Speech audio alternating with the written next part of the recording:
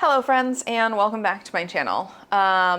It is post-op surgery part 2. As you can see, we're still not quite feeling up to like standing and filming in my usual setup. I'm on day 13 of my recovery. So remember in the last video I was like, we'll see if I do better about not working so much. Yeah, we can see how that's working out for me. In my defense, we had a beautiful sunny weekend and I spent as much time outside as I could physically handle, but it is now classic Seattle fall and dreary and gray and sad outside.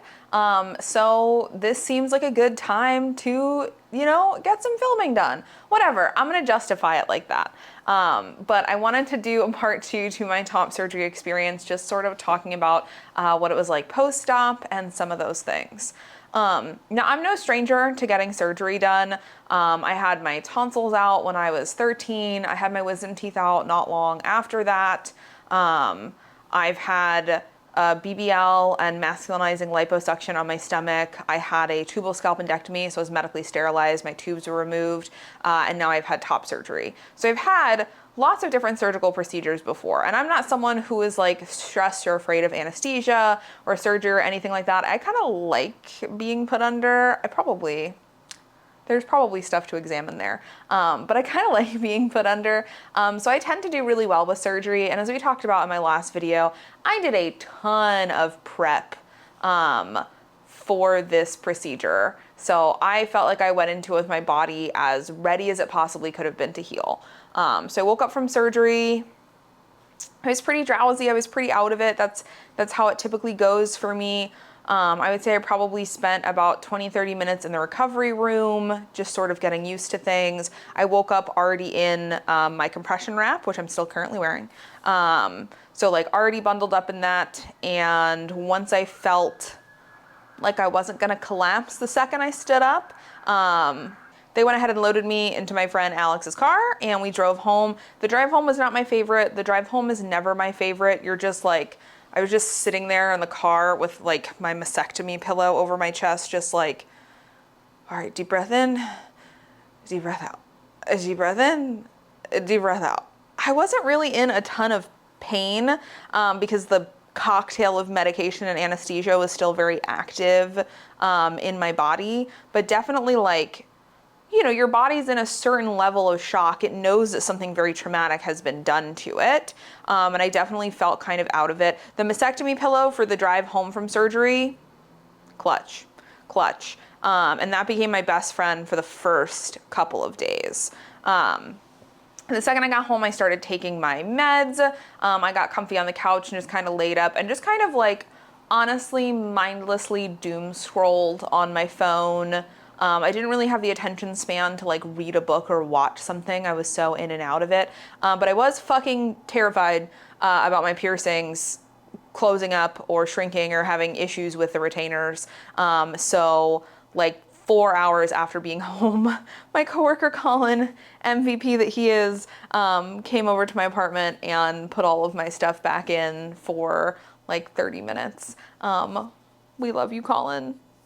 In Colin we trust, which was honestly like a massive exertion of energy for me, because I had to be like sit it up and I had to like move my head so that he could get to my ears. And after that I took a nap.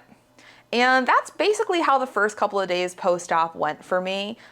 Just waking up every 6 hours to take my meds and walk around the house. You gotta walk regularly to prevent blood clots. And idly scrolling on my phone, watching TikTok or chatting with people, and lots of napping.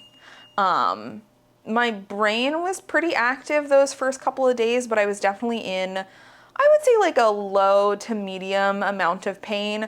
I do have a pretty high pain tolerance. I do think my pain was really well managed with the medications and the drugs that they gave me. I was given narcotics as part of my recovery from this. I have taken narcotics in the past and haven't had an issue with them. So I did utilize those as part of my recovery and my pain felt really well managed. I took a dose every like 6 hours. So right around like 5 hours, 20 minutes, 5.5 hours, I would start to feel I would start to feel some sensation creeping back in my chest. For me, the incisions weren't super painful, but where the drains were, I was very aware of and I could feel, and also the lipo areas, which, like I said, I've had liposuction before, so I knew that was gonna kind of suck, you know? I knew that was gonna kind of suck. I knew the lipo areas would be really sore, and they were, and you know, I've been in so much worse pain after getting a tattoo or after heavy mod work that I've done with no medication or no nothing that that this really wasn't too bad. As long as I stayed on top of my med schedule, as long as I stayed hydrated and was like nourishing my body correctly, I was feeling pretty good. Day 3, day 4, I was up pretty regularly, walking around the apartment and wandering and feeling pretty self-sufficient. I think by day 4, day 5, I stopped having a caretaker with me 24/7. I was able to do most things on my own, feed myself, clean myself, all of that stuff, and just needed folks to stop by like once a day to help me with things that I couldn't do.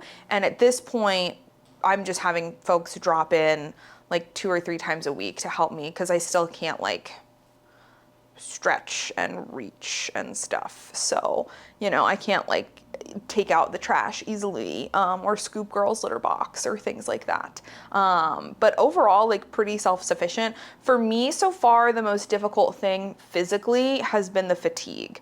After the first few days, and especially once I weaned off of most of my medication, because I was on a cocktail of medication. My brain cleared up and my mind has a lot of energy and my brain is very alert and active and my body has a lot of energy. I'm eating like so nutritious, so clean. My body has such good fuel in it. My body has the energy. It's just that approximately 85% of my body's energy is going to stitching my chest back together. So I'll take a walk. I got cleared for light activity, so I'll take a walk from my apartment. I'll do a loop around the local park near my house, then I'll come back. And by the time I come back and make it to my apartment, I'm like, oh, I need to sit down.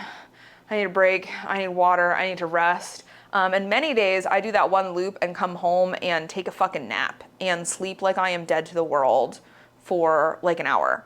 I'm just fatigued super, super easily. And even just like taking a phone call from a friend, I've, you know, been chatting with folks while I've been recovering, even just like an hour-long phone call with people, I get off the phone and I'm like, okay, it's time for a nap. So I can tell that most of my body's energy is going towards healing and recovering. And, you know, I'm grateful to it. My incisions are looking almost completely closed up as of today. There's a few areas where there's still like dissolvable sutures that are pretty present, and there's still like some scabbing, but I have pretty big sections that are starting to look like scar tissue, which for 13 days post-op is like, that's wild. That's super wild. Large surgical wound closures usually take anywhere from 2 to 3 weeks to be fully closed. And obviously wounds heal from the outside in. So while it looks very closed on the outside, there still are internal structures that are knitting themselves back together. But even just the fact that on the outside surface, some areas of my incision are looking like this and looking this good is amazing. So I'm very grateful for that. But no, physically, like the fatigue has been the hardest part. The pain has been very manageable. Healing is going on track. Definitely the fatigue is a struggle, but it's overall been really great. I think all of the prep that I did worked really well, and I'm really glad that I took the time to do it. I think it's been really effective. It's the emotional side that has been so much harder than I expected it to be, which, you know, is crazy because I've had other big surgeries before in the past, and I remember getting my tonsils out as like a kid. I was having like severe reoccurring bouts of tonsillitis after like a really nasty bout of mono had gone around my school, and they were like, we're gonna remove your tonsils, and my parents were like, finally, and I was like, finally, everything's gonna be better. And the recovery from that was so miserable. I spent like the first 4 days laying on the couch in my house thinking like, what have I done? Why did I do this? This was a mistake. I regret this. I've gotten a lot of big tattoos and piercings and heavy mod work and like gotten home and looked in the mirror and been like, oh my God, what did I do? Why did I do this? And then like 3 days later been like, oh, well, this is why, because I love it. It looks so good. But it's very common for people to have like big emotional feelings after a big body change like this, be it a surgery, a tattoo, a piercing, even a dramatic haircut. You know, sometimes it can take us a while to adjust to this new image of ourselves. I haven't had any of that with this. Even the first few days when I didn't know what my results looked like and I was still in compression full time, I didn't even really have those thoughts creeping in. I was just excited to see. And then the first time I did see my results, I was in love. I was like, oh my God, these look so good.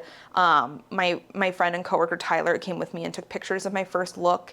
And I like kept going back to look at those images and was just like, oh my God, I'm so excited. I'm so happy. It was probably a little over a week when I started wearing shirts. I gotta tell you what, that first moment in a t-shirt, that first moment, hits different. Hits different first time you get to put on a shirt and see yourself in it. Obviously, I'd been seeing my chest daily for wound cleaning and wound care, but to see myself in clothing for the first time felt so good and so right. And it's like, it took me like 3 minutes to put this t-shirt on, and it will probably take me about 6 to get it off. So I'm not like, I've got 2 t-shirts that are easy to take on and off, and some hoodies and button-ups, and that's all you're gonna see me in for the foreseeable future. But the itch to try on every single piece in my wardrobe and see how it looks in my new body is so strong, and I'm just so fucking excited. And it's amazing. I feel so good. Every time I put on a t-shirt, I feel so good. So you might be thinking, then Lynn, where is the emotional difficulty part of this? If you're like not even having any regrets, if you feel really good, if it's just felt right immediately from the beginning. And unfortunately, it's from other people. Which on one hand, I anticipated.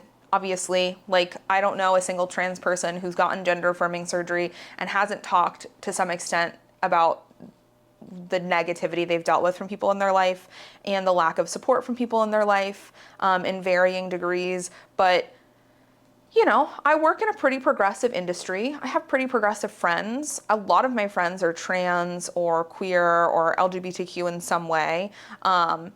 I got on HRT, 2-3 years ago. I've been thinking about top surgery for a long time. I've been talking about it extensively with people for like a year. None of this is coming as a surprise to anyone in my life, right? I think a lot of people thought I wasn't actually gonna do it. I think somehow a lot of people really thought, despite all of my talking and planning and everything, that I wasn't actually going to do it. And I truly can't decide what was more difficult. Like, I lost a lot of people in my personal life that I really wasn't expecting. And I also dealt with a lot of hate from people online. Like, I don't regret having a platform and doing content creation. Obviously, I'm like fucking sitting here filming this video talking to you all right now. So I don't regret it. Like I love getting to share my story and share myself and share things I'm passionate about with people. And don't get me wrong, I've gotten dozens of messages from other trans and particularly non-binary people who are so thankful that I've documented my transition and my surgical process, who feel so seen, who feel so heard, who've told me just the most amazing things. And I cherish every last one of those messages and those comments, and I screenshot them and I keep them in a folder on my phone. And when I'm having a really bad day or I'm super sad or upset, I go back and I reread them. So if you have ever sent me a message like that, I appreciate you so deeply, and please know how much that message means to me. It like genuinely strikes a chord in my heart. But obviously I got a lot of unsupportive folks, throughout my recovery. Every time I posted an update on my main page, I've lost anywhere from 100 to 700 followers. Which on one hand, the trash is taking itself out. On the other hand, like social media is part of how I make my livelihood. So seeing my metrics drop so steeply does suck because that directly affects my reach, my income, all of my things. So that's really disheartening. If you aren't already giving me a follow on Instagram, go give me a follow. I'd appreciate it. I've lost so many followers getting top surgery. It does really suck. And of course, like hate comments and hate messages. Oh, like, why would you do that to yourself? You ruined your body. You had a beautiful body beforehand, whatever. All of that stuff rolls off. Somehow some of my top surgery content made it onto Truscum and Trans Medicalist TikTok. and Reddit, which was really fun. So I had a bunch of people in my comments saying, if you're not non-binary, you can't transition, like non-binary isn't real. And these are like trans people.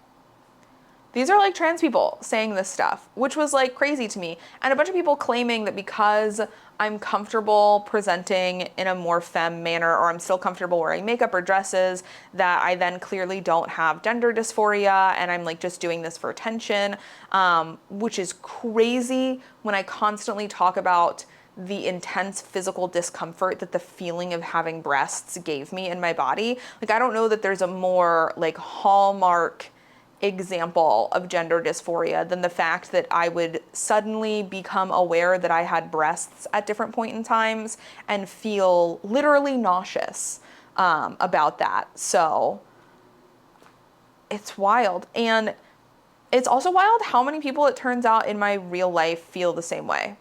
Like, not an insignificant amount of binary trans people that I know, either in my personal life or in the piercing industry, reached out to me during the early days of my recovery from top surgery to ask me things like, oh, should I start using he, him for you? Or are you gonna cut your hair? Oh, this, oh, that. And when I was like, no, it's a solid they, them, still rocking with the hair, just excited to be androgynous and like gender fluid. I like made a story post talking about how I'm excited finally to go bra shopping because I genuinely am. I had a G cup before. They don't make cute fucking bras in a G cup.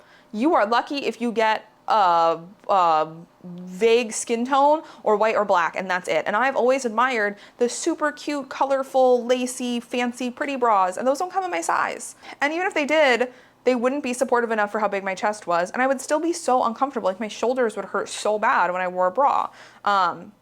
So I'm super excited to go bra shopping now and A, be able to buy all of the cute little tiny bras, and B, be able to wear it without shoulder and back pain. I look forward to it. I've never once in this whole process claimed to be transitioning into a man, or trying to have a binary gender presentation, or even to be transmasculine. I've always been like non-binary and someone who wants to play with androgyny, and always someone who's leaned in a feminine direction. And not an insignificant amount of trans people that I know in my life were weird about that. And some range from just like offhand comments that made me a little uncomfortable to like straight up other piercers saying that they think I'm setting a bad example and like taking up too much space in the trans community if I'm not going to present as a binary trans person. And that it's disingenuous of me to pretend to understand trans issues if I'm not a binary trans person, which is just such a crazy thing to say to another trans person. And,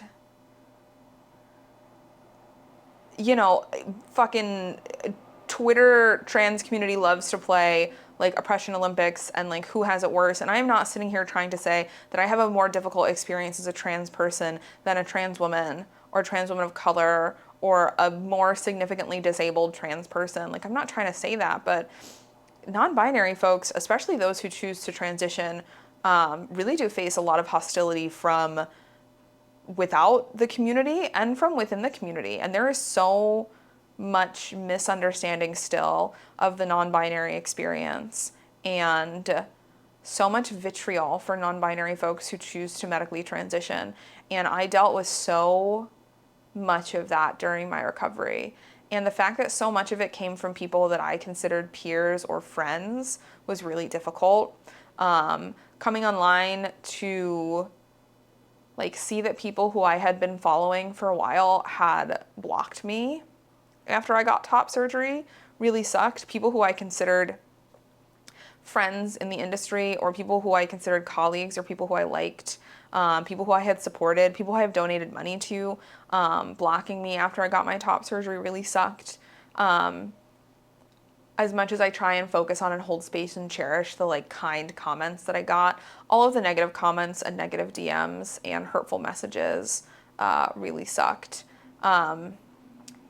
Men in my inbox asking if now that I had top surgery, I would send them pictures of what my boobs looked like since they didn't exist anymore. That was really fun. Definitely a very humanizing message to get. Yeah, and so emotionally, it's just been really difficult.